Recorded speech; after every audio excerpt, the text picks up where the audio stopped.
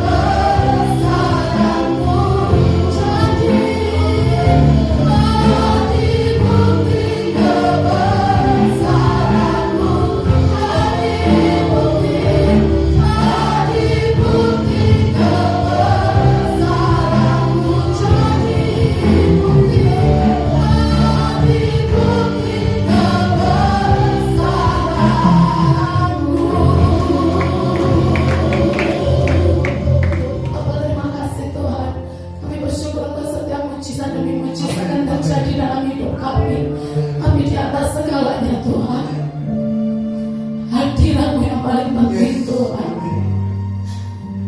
Gak ada artinya sama mujizat kalau kami gak ketemu Tuhan.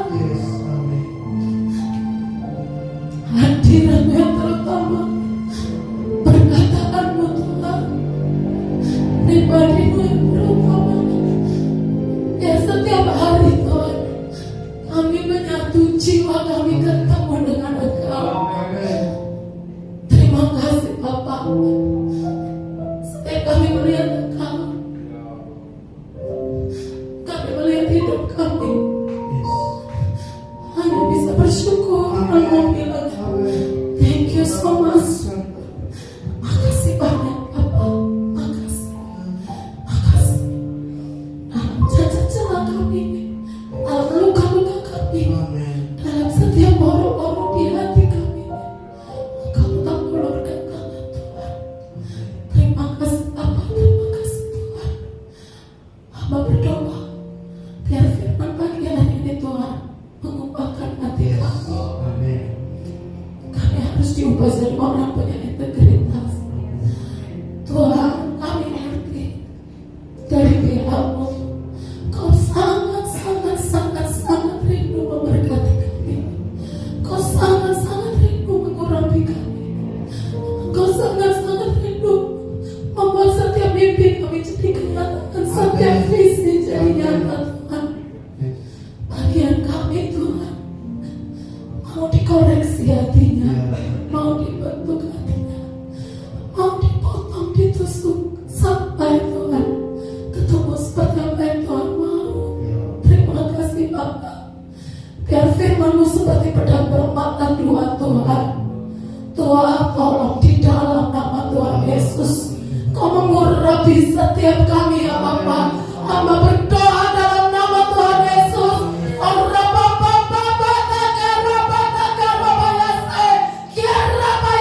Mari Tuhan, ubahkan Tuhan dalam 1 jam atau setengah jam ini tanah hati kami menjadi tanah yang gembur ya Bapak, sehingga ada buah firman ya Tuhan yang boleh dirasakan. Terima kasih ya karena Bapak sehingga setiap engkau sebagai pengusaha kebun anggur, setiap engkau petik buah kami ya Bapak, ada senyum ya Tuhan, ada senyum ya Bapak, ada senyum di hatimu, ada senyum di wajahmu dan berkata, manis nak, aku suka. Terima kasih Bapak, terima kasih Tuhan. Kami bersyukur dalam nama Tuhan Yesus. Kami berjanji segala kemuliaan kami kembalikan hanya buat Tuhan di dalam nama Tuhan Yesus. Haleluya. Amin. Silakan duduk. Bapak Ibu kasih Tuhan. Pak Rofli memberi tema pribadi yang berintegritas ya. Menjadi pribadi yang berintegritas. Oke, integritas itu apa? Ya. Next. Integritas itu ini berdasarkan yang mau cari di mana-mana kira-kira artinya seperti ini. Mau bahasa Indonesia, mau kamus bahasa Indonesia, mau kamus bahasa Inggris, inilah kira-kira artinya integritas. Integritas itu yang pertama, kita itu bisa taat dalam situasi apapun. Yang kedua, kita bisa jadi orang yang dipercaya. Yang ketiga, kita itu jadi orang yang berani tanggung jawab atas apapun yang kita lakukan. Jadi kita nggak lempar batu sembunyi tangan, tapi kalau ketika kita lakukan apapun ya kita tahu konsekuensinya dan kita berani mengakui, kita berani tanggung gitu. Berani pasang badan istilahnya ya. Terus yang terakhir adalah utuh. Utuh itu berarti, nah ini yang sering ya kalau kita baca tentang integritas tuh sebenarnya mostly itu artinya adalah utuh. Utuh kalau bahasa cari-cari gitu ya di akar katanya juga artinya memang utuh, wholeness gitu ya, soundness itu artinya gini. Artinya ya apa yang terlihat itulah itu gitu. Itulah integritas gitu ya. Jadi kalau kita melihat kayak badut gitu ya, badut itu kan didandani, hidungnya gede gitu ya kayak bengkak gitu. Terus matanya di sini tuh warna merah, yang sini warna hijau. Itu asli nggak asli ya, itu jelas nggak asli gitu ya. ya. Aslinya mungkin mukanya jauh berbeda dari seperti itu. Nah, tapi kalau utuh gitu ya, kalau wholeness, kalau sound itu artinya itu berarti yang terlihat itu ya itu. Jadi kalau hidungnya besar ya memang aslinya hidungnya besar. Kalau di sini ada jerawatnya berarti ya benar memang terlihat di sini ada jerawat berarti memang ada jerawat. Tapi kalau mulus berarti memang aslinya mulus. Itulah yang dinamakan dengan utuh, gitu ya. Pribadi yang berintegritas itu yang pengertian keempat adalah utuh. Yuk kita lihat next. Yuk kita belajar dari kisah Yoab ya. Udah tahu kan ya Yoab itu siapa ya? Yoab ini panglima perang. Jadi ini orang yang sangat jago berperang. Ini tokoh yang sangat penting di masa bahkan sebelum Daud jadi benar-benar benar-benar dikokohkan kerajaannya. Daud kan dikokohkan kerajaannya kalau nggak salah umur 30 ya. Tapi 17 dia udah diurapi. Nah tapi di masa dia dikokohkan, sebelum dia dikokohkan pun namanya Yoab ini sudah bantuin Daud untuk berperang ya, melawan apapun lah. Pokoknya Yoab ini seperti salah satu orang kepercayaannya Daud gitu ya. Di masa kemerdekaan Daud, orang ini juga seperti kayak tim sukses. Dikatakan dia ini anaknya Zeruya itu saudaranya Daud. Jadi orang ini adalah orang-orang yang punya, termasuk orang yang punya privilege ya, punya hak spesial, punya posisi spesial atau kesempatan spesial untuk punya jabatan tertentu di kerajaannya Daud. Udah dia itu pintar perang. Yang kedua dia itu masih punya hubungan keluarga dengan Daud, gitu ya. Dan Alkitab memang catat bahwa ini orang yang memang benar-benar banyak menang di banyak peperangan dan menuju Daud sebagai raja maupun setelah dia jadi raja. Tapi Alkitab mencatat gitu ya bahwa ada peristiwa-peristiwa yang ternyata dibalik kehebatannya si Yoab ini berperang, dibalik dia sebenarnya punya privilege lebih untuk dia kan semacam keponakan atau sepupu gitu ya, keponakan berarti ya, keponakannya Daud gitu. Tapi ternyata ada sesuatu yang di ujung-ujung jelas dibongkar oleh Alkitab gitu ya, bahwa ada yang disimpan, ada bukan spirit tapi ada karakter tertentu atau ada sikap hati tertentu yang dia itu simpan terus gitu ya, bahkan semakin parah sampai dia meninggal gitu. Dan itu yang membuat dia akhirnya rasanya apa yang sudah dia perjuangkan bersama-sama dengan Daud untuk dia gitu ya, itu jadi sia-sia. Nah kita akan lihat ya, ini ceritanya. Jadi next, yang pertama adalah kisah pembunuhan Abner. Nah kita akan lihat ya, ini supaya kita coba setiap kali nanti ini perkataan disampaikan coba dikoneksikan dengan sikap hati kita. Adakah sikap hati kita itu kadang-kadang seperti itu gitu ya. Jadi yang pertama adalah kisah pembunuhan Abner oleh Yoab. Ceritanya adalah Abner ini panglima perangnya Saul. Saul itu adalah raja sebelum Daud. Nah kira-kira paham ya posisinya seperti apa. Jadi ketika masa transisi Saul dan Yonatan itu anak pertamanya Saul, meninggal dalam peperangan melawan bangsa Filistin kalau tidak salah.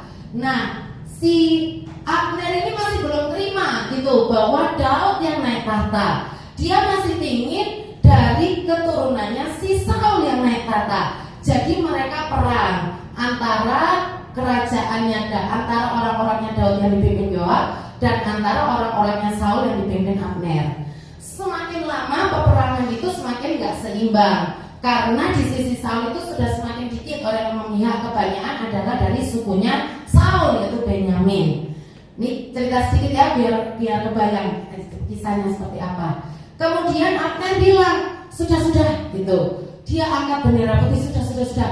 Ini kayaknya kalau kita gini terus nanti orang-orang muda, orang-orang hebat yang jago-jago perang habis di Israel gitu ya. Padahal musuh masih banyak, ada Filistin mungkin, ada saya nggak ngerti lah bangsa apa lah yang di sekitar situ gitu.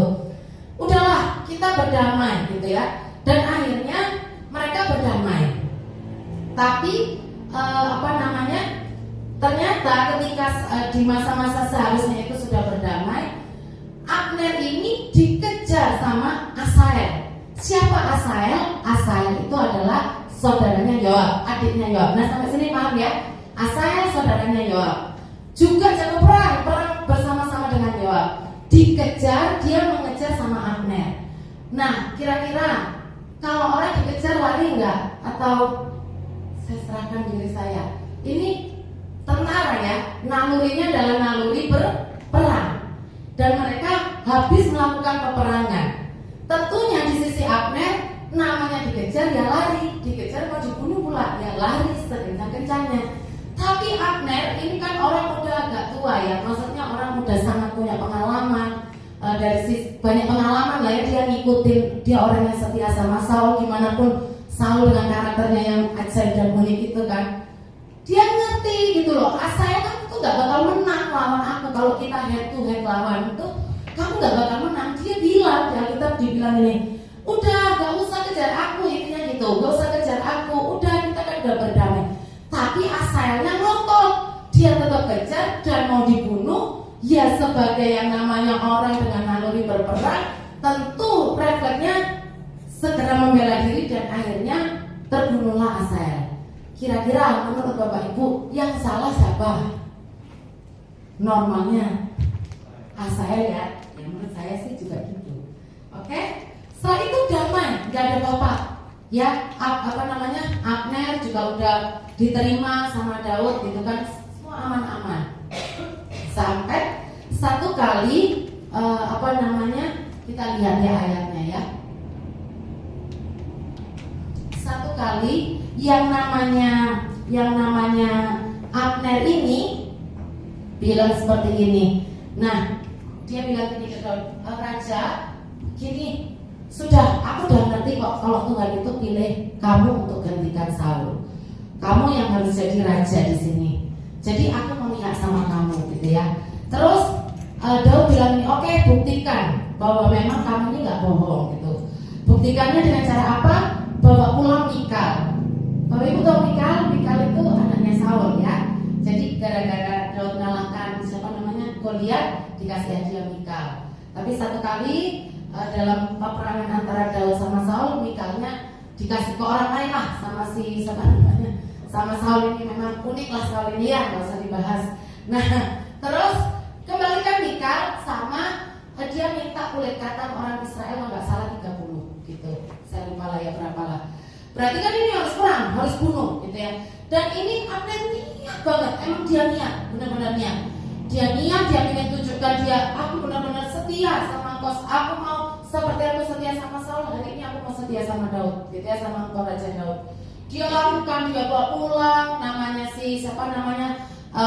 Putri Mikal ini dibawa pulang, dia perangi orang Filistin, dia ambil kulit katanya, itu kan luar biasa ya Bapak Ibu. Maksudnya saya nggak kebayang, dia yang pasti bukan tukang sunat gitu ya, tapi dia lakukan itu semua untuk menunjukkan kesetiaannya. Jadi menurut saya sudah cukup gitu. Tapi ketika dia kasih dan Raja Daud bilang ya, kamu kuterima, terus diberikan privilege A, B, C, D. Tiba-tiba ini ya, datang Yoab kepada Raja. 2 Samuel 3, 24 ayat 27 sampai 27 ya. Saya akan baca, ayo kita tempatkan di hati kita. Kemudian pergilah Yoab kepada Raja, katanya, apa yang telah kau perbuat? Ini kau perbuat, ini maksudnya gini, kamu bikin apa sama si Abner? Kamu kasih apa sama Abner? Terus Abner sudah datang kepadamu, kenapa kok dibiarkan? Apa kamu gak kenal siapa Abner itu? Dia kan panglima perangnya Saul lama. Dia itu datang untuk memperdaya engkau, untuk mengetahui gerak-gerikmu, untuk mengetahui segala yang tidak kau lakukan. Bapak Ibu yang dikasih Tuhan, kira-kira sebelumnya Pak, maaf. Kira-kira apakah Abner datang untuk memperdaya Daud menurut Bapak Ibu? Tidaknya. Apakah Abner datang untuk memata-matai Daud? Dia udah gak punya kekuatan. Suku Benyamin udah sebagian memutuskan untuk pihak Daud. Terus kalau dia nggak melakukan seperti itu. Jadi Yoab ini kira-kira apa ya namanya di tulisan merah ini? Kira-kira Yoab ini bikin apa ya? Drama ya kata saya. Ini namanya drama, ngarang, ilusi, gitu ya. Ini tidak apa-apa, ini kita tempatkan di hati kita. Apakah kadang-kadang ya kita ini punya keinginan sesuatu, kita ngerti susah nih mencapainya, gitu ya. Kita diperhadapkan di situasi tertentu, mungkin di sekolah, mungkin di keluarga, gitu ya. Kita mungkin ada satu keluarga, anaknya oma anaknya berapa? Oma 4 ya? 4 ya. Mungkin oma hari itu kasih Om Antum apa? Kamera yang paling bagus gitu ya. Terus mungkin saudara yang lain lihat, padahal saudara yang lain nggak bisa pakai kamera gitu ya, tapi nggak seneng kok dikasih. Om dia kan si Koko kan perasaan kemarin pulang malam mulu, harusnya kan makan udah pulang gitu ya. Dan mulai jengkel di hati mulai jengkel, kemudian mulai ngarang. Tahu nggak Mami, sebenarnya si Ko Steven itu kan gini. Dan itu semua adalah ngarang, ngibul, ilusi, gitu ya, drama. Dan selanjutnya kita lihat, ini baru awal. Tapi ketika hati yang seperti itu tidak diperbaiki, kita termakan oleh omongan kita sendiri. Jadi kita masuk di pemikiran kita sendiri, kita masuk di imajinasi kita sendiri. Mungkin yang anak muda juga kadang-kadang alami seperti itu. Di kantor pun mungkin juga alami seperti itu. Dia kan begini. Padahal itu pemikiran yang kita bangun sendiri gitu ya. Dia itu kan nggak bisa sebenarnya. Kenapa dia sih yang ditunjuk gitu ya? Dia itu kan, kok dia yang dinaikkan gajinya lebih gede dari saya? Dia itu kan dia kan tukang gosipin atasan dan seterusnya. Padahal mungkin yang lebih banyak gosipin atasan kita, mungkin yang ngomong ini yang lebih sering gosipin atasan mungkin. Jadi kenapa? Karena kita bukan lagi seperti si Yoab ini. Dia tidak lagi berpikir dari sisi kepentingan kerajaan Israel, tapi dia mikirin dirinya sendiri. Sepertinya mikirin kerajaan Israel, sepertinya mikirin Daud, sepertinya mikirin keamanan kerajaan Israel. Tapi sebenarnya jauh di balik itu tersembunyi di sudut hatinya bahwa saya harus mengamankan diri saya. Kalau Abner itu diambil sama Daud, mulai dipercaya, jangan-jangan lama-lama Abner yang diangkat jadi panglima perang. Dan sejuta pemikiran yang lain. Sekali lagi bukan kepentingan kerajaan Israel yang dipikirkan, tapi kepentingan saya. Berikut. Kemudian sesudah itu keluarlah Yoab meninggalkan Daud. Kenapa Yoab meninggalkan Daud? Bayangan saya, dia nggak tahan ya Daud diem aja. Daud ini kan harusnya bereaksi kayak, ya juga ya, oh iya ya, jadi aku harus gimana Yoab? Enggak, Daudnya diem aja, nggak tahan, dia keluar. Yoab keluar meninggalkan Daud dan menyuruh orang menyusul Abner. Lalu mereka membawanya kembali dari perigi Sirah tanpa diketahui Daud. Ini yang namanya tidak taat.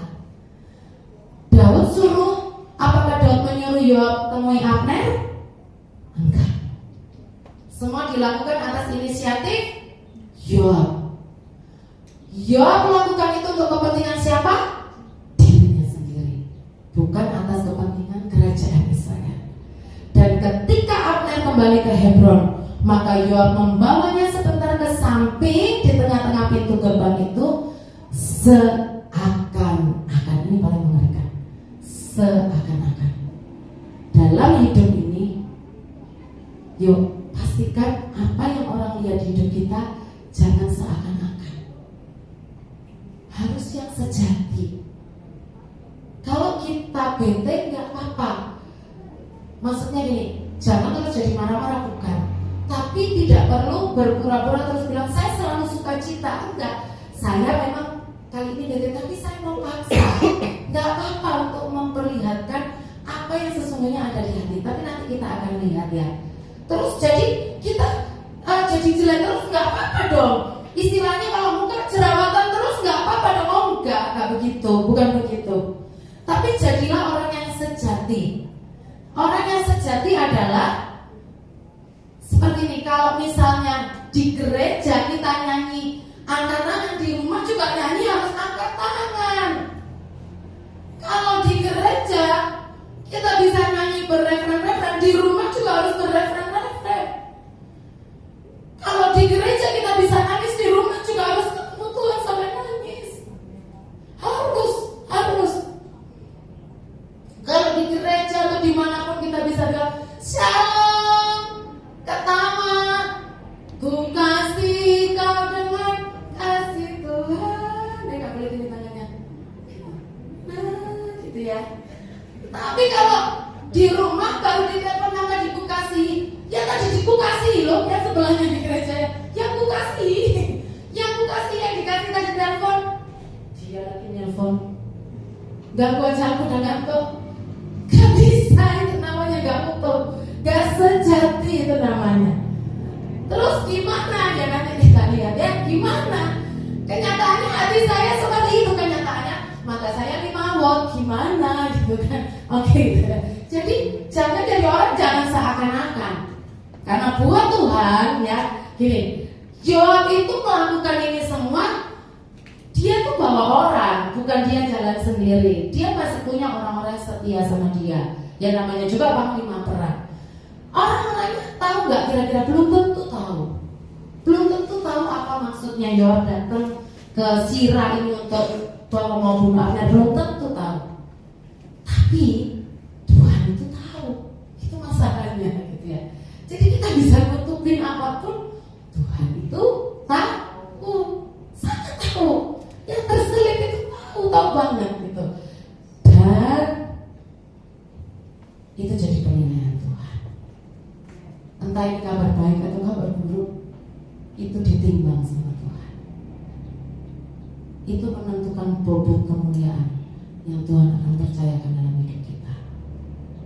Loh, saya manusia, ya. Saya manusia, kita semua manusia. Petrus manusia, Paulus manusia, semua manusia. Daud manusia, Yoab juga manusia. Tapi masih ada ruang di mana kita bilang sama Tuhan, koreksi aku Tuhan, proses aku Tuhan. Ya, kita lihat berikutnya nih. Semakin lama semakin ngeri dia ini ya. Yuk next. Berikutnya dia bunuh Amasa. Waduh. Jadi yang tadi dia bunuh Abner, yang kedua dia bunuh Amasa. Jadi ini masa waktu itu Daud sudah sempat dia jatuh dalam dosa, dia bunuh Uria. Kemudian Absalom memberontak, itu kan karena memang konsekuensi dari dosanya Daud. Dan di masa itu selanjutnya Amasa itu diangkat sama Daud jadi panglima. Sepertinya baik-baik saja ya. Jadi Yoabnya sepertinya oke-oke saja. Yuk kita lihat 2 Samuel 20 ayat 8 sampai 10 ya. Jadi gini ceritanya, Absalom itu kan memberontak, ujungnya dia meninggal. Setelah meninggal ada orang namanya Amasa diangkat sama Daud ya. Kemudian ada kisah namanya pemberontakan ya. Kalau udah baca ini, kita udah 3 putaran ya, kalau nggak salah ya, 2 putaran atau 3 putaran. Itu kan ada kisah namanya Seba Bikri gitu ya. Seba itu berontak sama Daud. Kemudian Daud bilang ke panglima perang yang baru ini, ke Amasa, kamu tuh mesti cepat-cepat beresin Seba. Ini lebih bahaya dari Absalom. Nah, memang masalahnya Amasa ini rada-rada lelet. Nanti bisa dibaca sendiri ya.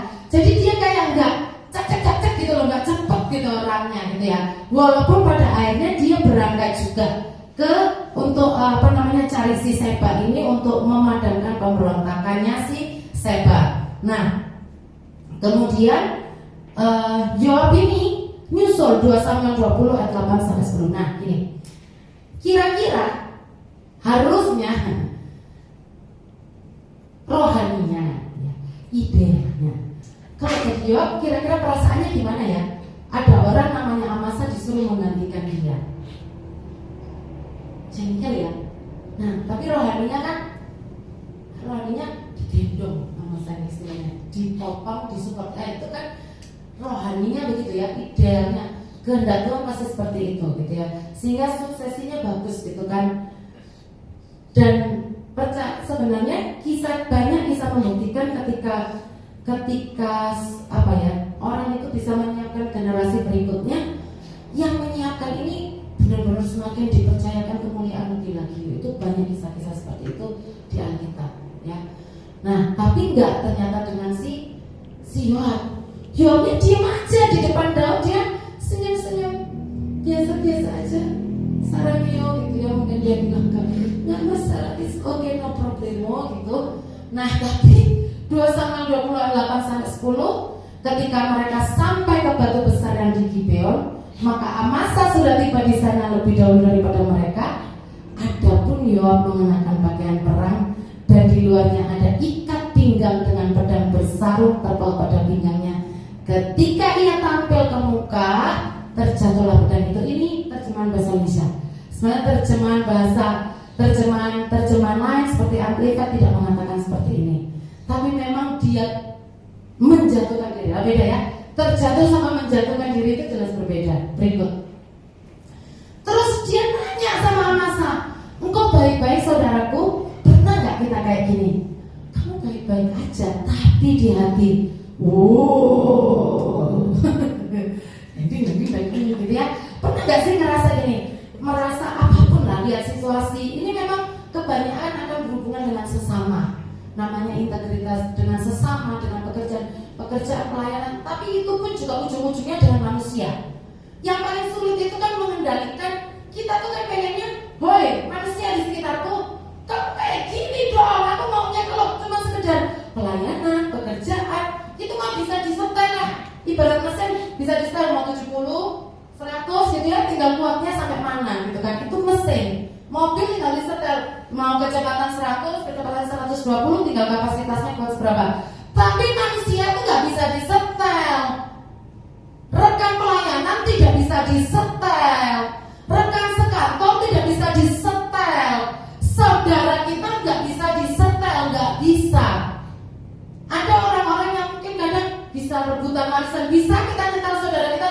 Saya maunya saudaraku ini rohani kek, baca firman kek, supaya nggak begini, nggak bisa, nggak semudah itu.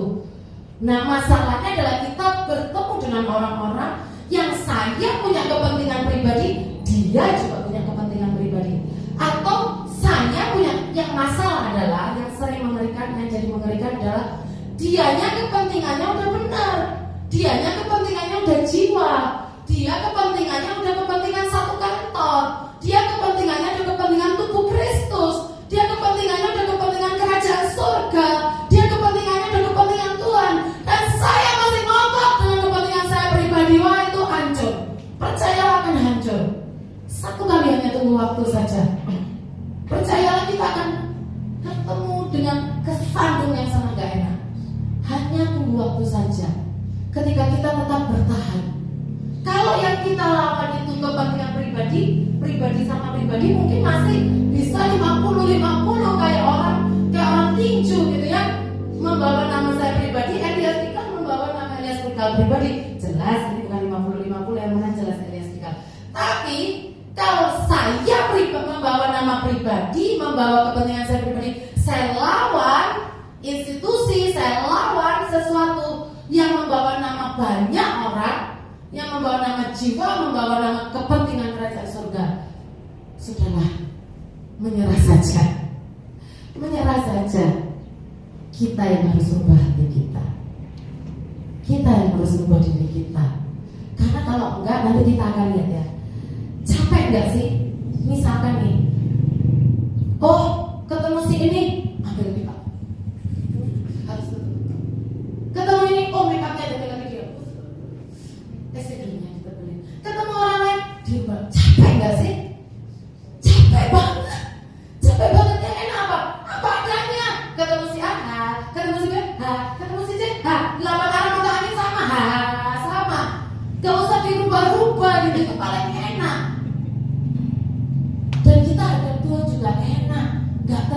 waduh, itu yang paling enak sebenarnya ya. Yuk kita lihat.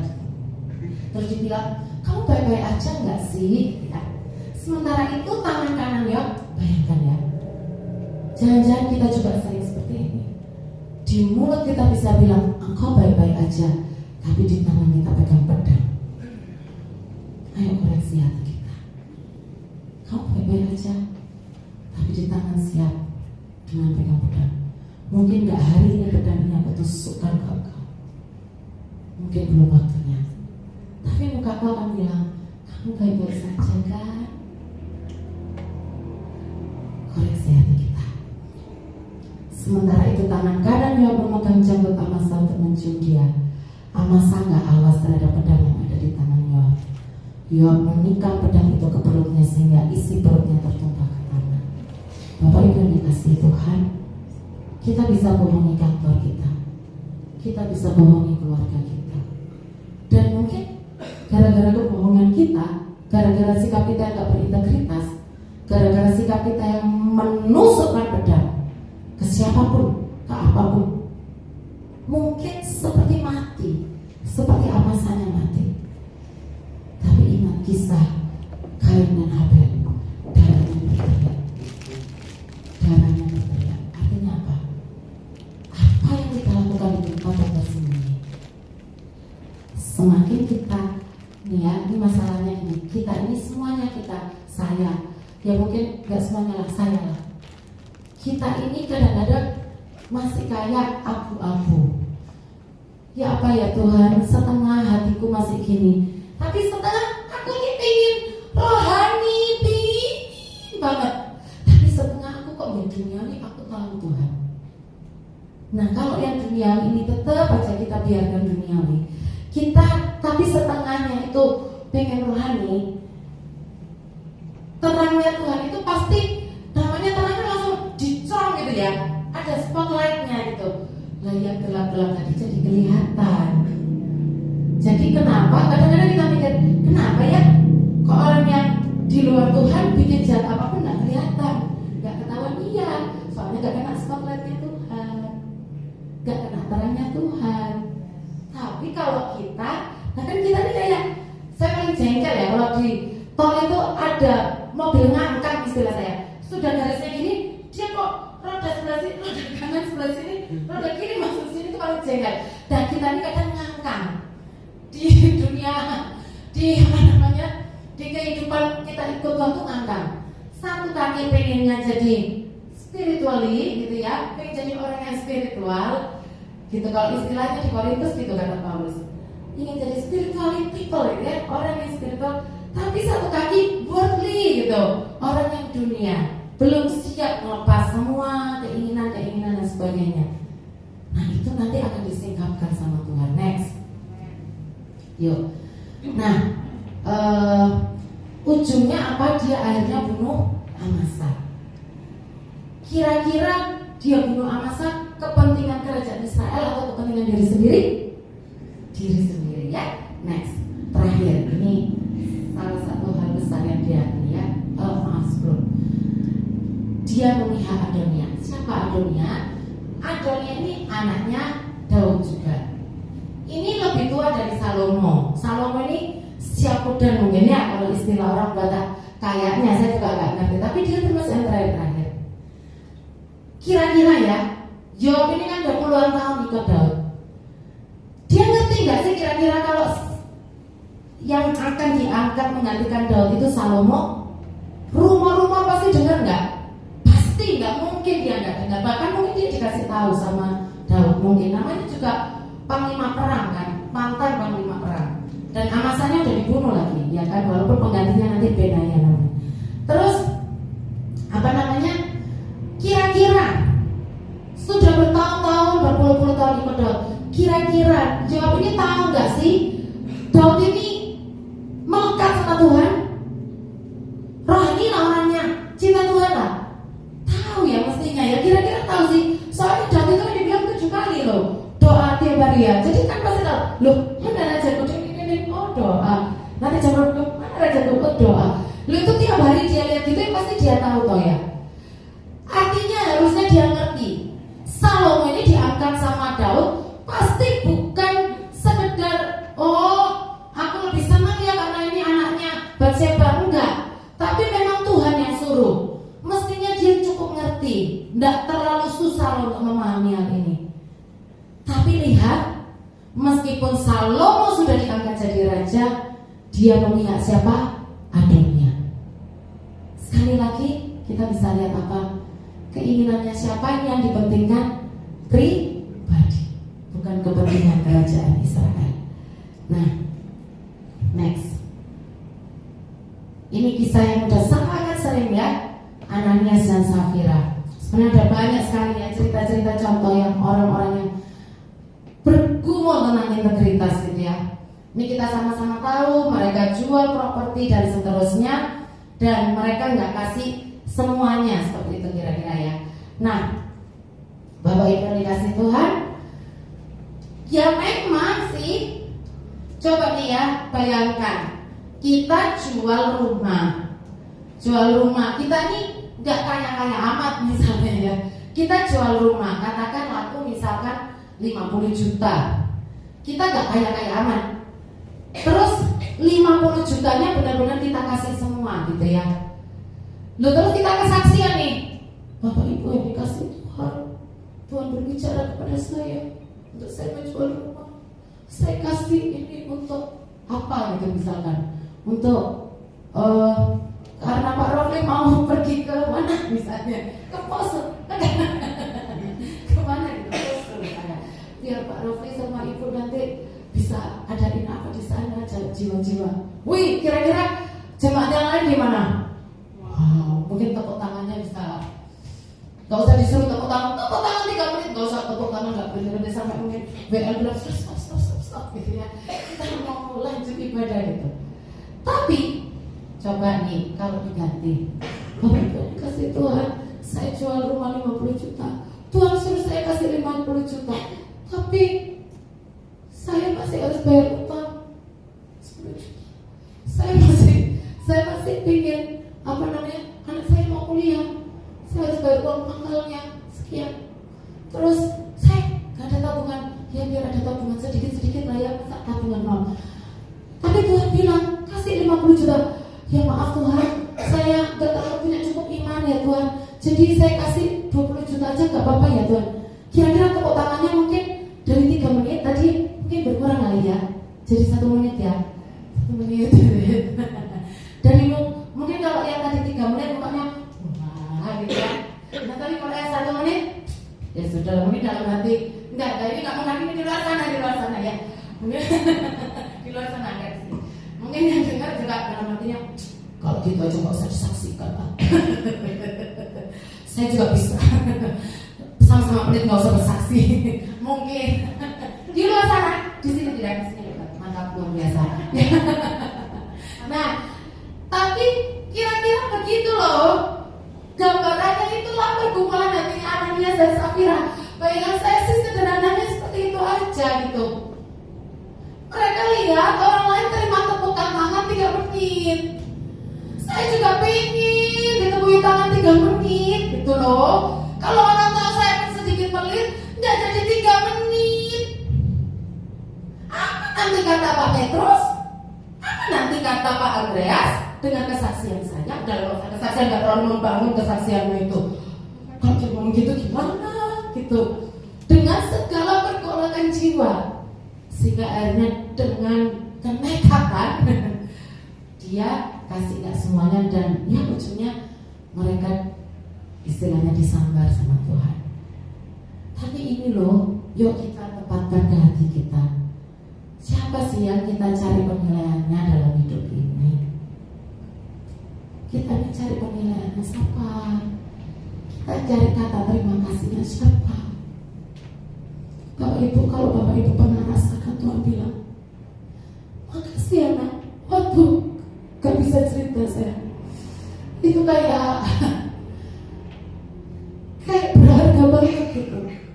Di tengah saya ngerti saya gak kasih apa-apa buat Tuhan, gak seberapa, aduh, cacat lah. Dan Tuhan bilang, makasih ya nak. Waduh, Itu ajaib Bapak Ibu. Siapa yang kita kejar? Kalau manusia di luar sana, bukan di sini, hari ini bisa tepuk tangan 3 kali. Di luar ya, nggak di sini. Minggu depan bisa ngomong salibkan dia. Bisa. Namanya juga masih manusia. Jangan terlalu banyak berharap sama manusia. Siapapun itu. Cari pujian Tuhan. Next.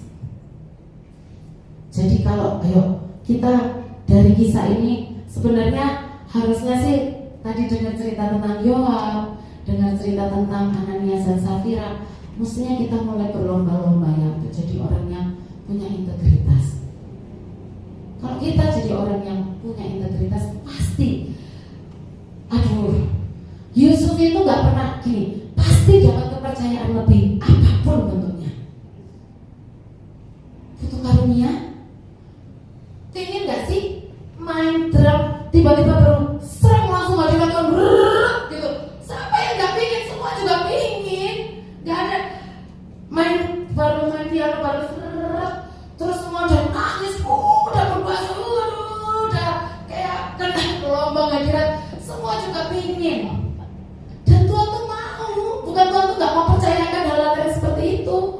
Tuhan tuh mau percayakan banyak hal, berkat, pengurapan, kepercayaan, tanggung jawab. Pengen banget kepada orang yang punya integritas. Bapak Ibu, saya yakin kepada Bapak Ibu semua yang punya integritas yang ajaib, percaya gak lama, ini masa percepatan. Banyak orang bilang ini masa percepatan. Pasti Tuhan percayakan. Loh, kalau bukan masa percepatan, karena ada kisah. Ya ada sih, saya dengar juga ya. Tapi maksud saya, buat saya, untuk dari TK, PAUD, TK jadi SD itu percepatan loh di sini buat saya. Cepat. Tiba-tiba ada kebutuhan khusus, ya cepat loh. Ini memang masa percepatan. Jadi gak usah gini, gak usah takut ketinggalan berkat, gak usah takut ketinggalan gak diurapi. Oh enggak, Tuhan itu pasti urapi. Itu pasti. Lu Tuhan tuh pingin kok. Kita baru ngomong Shalom Bapak Ibu, orang baru Tuhan tuh pingin, kenapa? Bukan supaya kita dapat pujian, enggak. Tuhan tuh pingin menyatakan kemuliaannya buat banyak orang. Pasti itu pingin Tuhan tuh seperti itu gitu. Nah kitanya ini bisa gak jadi wadah yang bisa dipercaya untuk terima yang berat-berat tadi. Kabot itu kemuliaan. Kemuliaan itu kabot itu artinya juga bobot. Artinya semakin pekat. Kan waktu Salomo mempersembahkan persembahan yang tak terhingga banyaknya, kabot Tuhan kemuliaan ya, dibilang kita tuh kemuliaan yang besar, artinya kabot. Turun itu kan pekat. Artinya semakin pekat semakin berat. Lah kalau semakin berat wadahnya harus cukup kuat. Wadahnya harus gede. Wadahnya harus bersih. Wadahnya harus besar. Bapak Ibu tahu nggak ini jadi kemana? Gak wadahnya dikit. Bapak Ibu tahu tabut ya, tabut perjanjian itu loh, yang kalau di zaman Mazhabah nanti dicari boleh di Alkitab. Dibuat dari kayu penaga. Dan selalu dikatakan dibuat dari kayu penaga. Ada yang lain dibuat dari kayu aras, kayu apa. Tapi khusus tabut perjanjian dari kayu penaga. Kenapa? Karena dia itu harus dilapis sama emas. Emasnya emas murni. Emas itu supaya bisa leleh itu harus ratusan derajat lebih dipanaskannya. Dan kayu kalau dipanaskan di ratusan derajat lebih dia akan kering, hangus.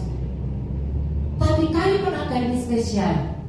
Dia bisa serap emas tanpa dia harus jadi hangus atau jadi kering. Jadi dalam hidup kita nih Bapak Ibu, kalau hati kita ini berintegritas, ya murni, kuat, ditempa sama Tuhan gitu ya. Gak cuma mikirin kepentingan diri sendiri, tapi kepentingan surga. Kita tuh bisa nyerap bukan soal emasnya, tapi menyerap apapun yang Tuhan mau kasih sama kita. Ayo belajar seperti kayu penaga ini ya. Jadi dapat kepercayaan lebih dari Tuhan. Yusuf itu gak pernah bilang, saya aja Firaun yang diangkat gak usah. Atau misalkan dia bilang ke kepala penjara, saya aja atau gimana, gak ada. Dia tunjukkan aja kerja keras. Ketika kita kerja, tunjukkan aja keajaiban demi keajaiban dalam hidup. Bukan dengan cara-cara yang gak ilahi, tapi dengan cara-cara yang ilahi. Praktekkan firman. Praktekkan firman. Jadi orang yang tulus, jadi orang yang melakukan kehendak Tuhan. Bapak Ibu akan lihat, kita gak perlu harus berintervensi ke sana kemari, gak perlu. Di pekerjaan gak perlu Bapak Ibu. Percayalah gak perlu. Loh, Tuhan itu bisa ngomong di kupingnya atasan kita, si ini, kita bukan sedang ngejar berkat, bukan. Enggak seperti itu. Tapi ayo praktekkan firman. Jadi orang yang bisa dipercaya sama Tuhan, berintegritas. Next, yang keuntungan orang punya integritas. Mazmur 15 ayat 1-3. Tuhan, kita baca bareng-bareng. 1, 2, 3. Tuhan, siapa yang boleh menumpang di dalam rumahmu? Siapa yang boleh diam di gunungmu yang kudus? Yaitu dia yang berlaku tidak bercela, yang melakukan apa yang adil, dan yang mengatakan kebenaran dengan segenap hatinya, yang tidak menyebarkan fitnah dengan lidahnya. Loh Bapak Ibu, kalau kita itu tinggal di kemah Tuhan, enak gak sih? Bapak Ibu maunya keluar, masuk, minggu depan keluar masuk, keluar lagi. Maunya gitu? Atau di dalam terus? Gini, senang di kemah Tuhan. Maunya yang mana? Sukanya yang mana? Ketika kita jadi orang gak berintegritas, gak usah disuruh Tuhan keluar, itu kita keluar sendiri. Jadi ketika kita misalnya gak berintegritas nih ya, kita misalkan memfitnah, bersikap munafik, bermuka dua dan seterusnya, itu kita sedang keluar. Jadi kita sambil ngomong, hai, tapi lihat ini apa namanya, kan ada gitu ya. Itu sebenarnya kita lagi keluar, Tuhannya di sana, tanpa kita sadari. Loh, mau nggak kayak gitu? Nggak mau lah ya? Ya nggak ada yang mau, nggak ada di sini. Siapa yang boleh diam di gunung? Enak gak sih diam di gunung Tuhan yang kudus? Enak loh. Apa enaknya? Mau bikin dosa saja. Kita nih gak usah di gunung yang kudus ya. Di sini aja coba mau ngomong maaf. Dogi gitu ya. Dogi. Malu lah ya. Gak usah malu sama Pak Rofi Duela. Sama Aji aja saya juga malu sama. Kok Alina juga malu kalau dibilangin Bapak ibunya gimana ya, ternyata Sari itu mama kalau ngomong dogi-dogi terus sih malu tuh ya. Harga diri lah ya, martabat ya. Masa gitu ya. Nah apalagi kita tinggal di gunung yang kudus loh Bapak Ibu. Kalau kita tinggal di gunung kudus, mau bikin yang aneh-aneh itu mikir. Kayak ada semacam kekuatan ya, kekuatan Tuhan ya, dunamisnya Tuhan. Yang kayak mencekram. Jadi kita mau mikir jelek dan malu sama Tuhan. Aduh kayak Tuhan tuh katanya di mana-mana. Iya ya Tuhan, iya ya ampun gak gitu Tuhan. Mau menghakimi, aduh maaf Tuhan, gak salah Tuhan. Ya Tuhan ampun Tuhan. Mau merasa sombong, aduh ya Tuhan, bukan sangka-sangka.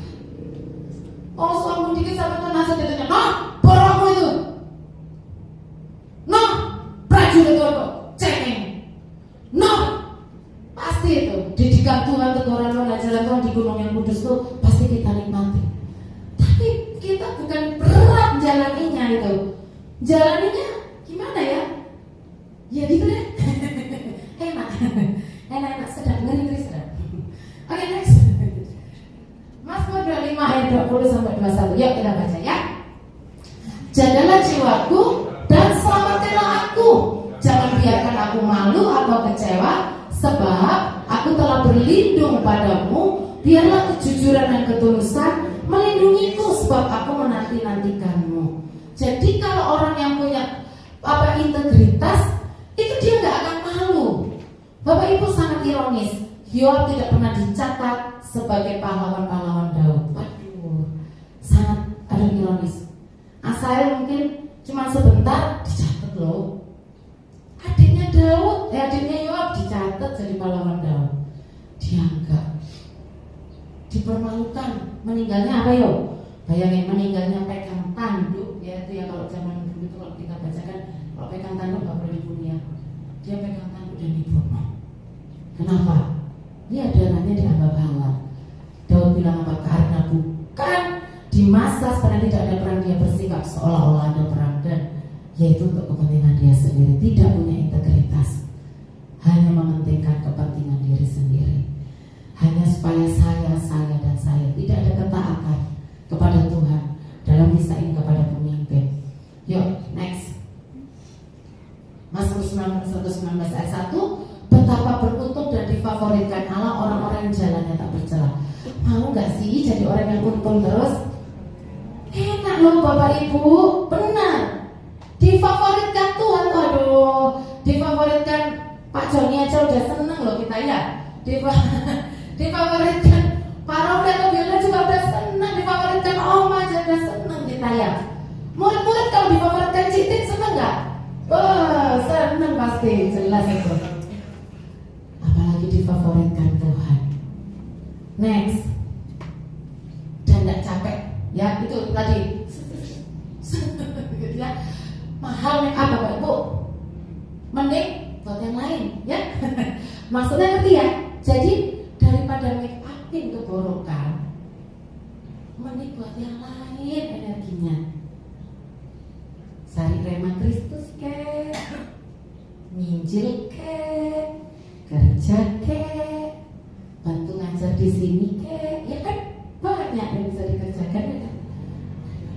Beli make up mahal, mending buat beli minyak ya. Jadi rumah gadis bijaksana. Oke, next. Terus ini cepat aja berprogres untuk berintegritas. Gini. Kita ini sering bilang gini. Tapi gimana dong, saya masih manusia.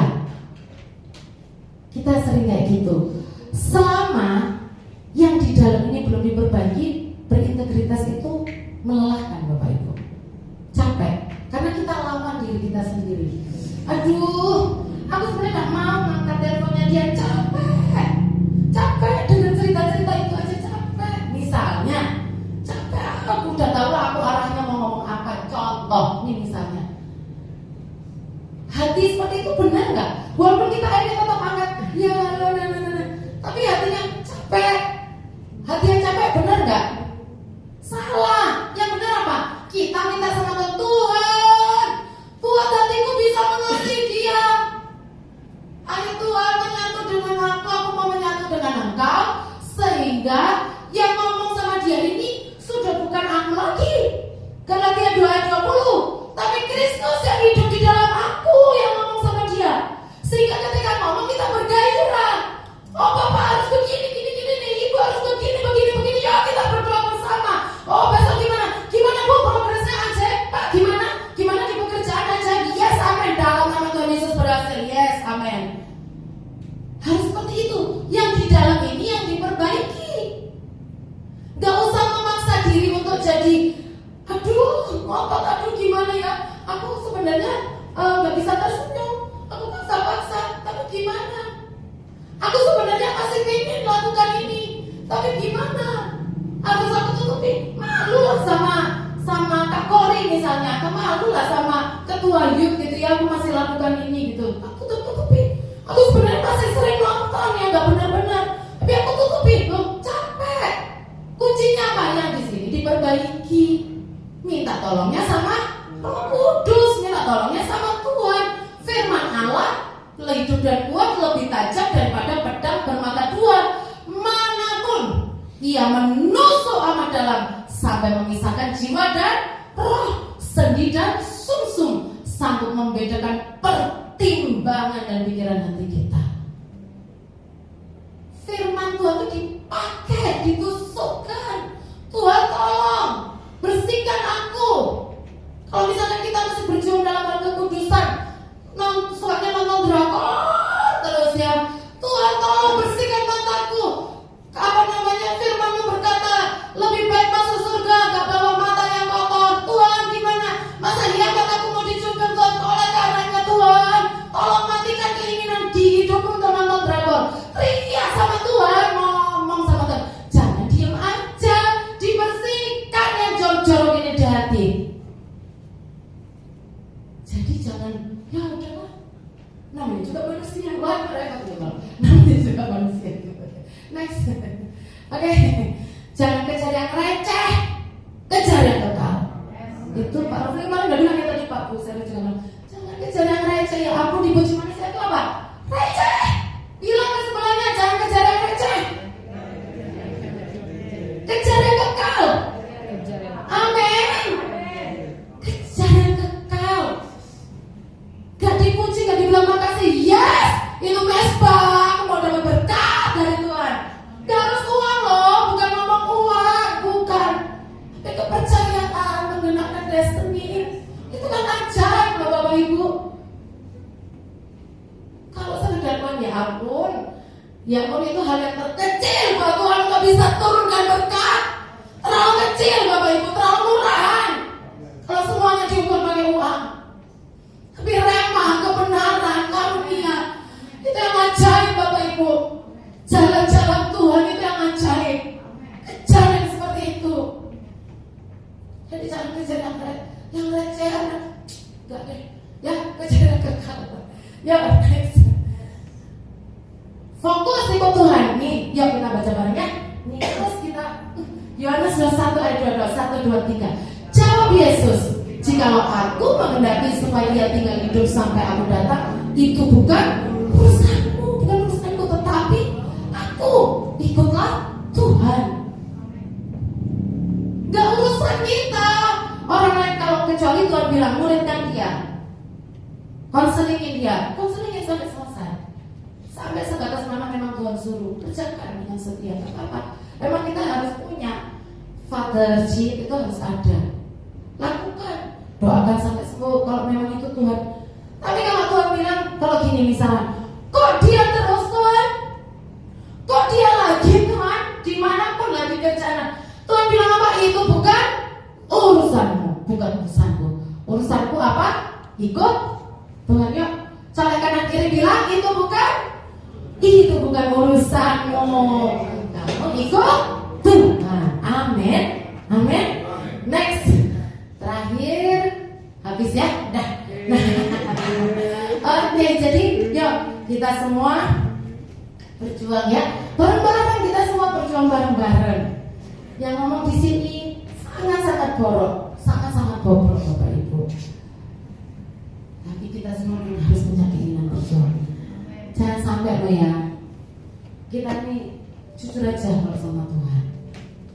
Kadang kita berdoa, Tuhan berkati aku supaya aku bisa menjadi berkat buat nanti retret ke Gerasa. Aku ingin bawa makanan, contoh misalnya. Padahal enggak.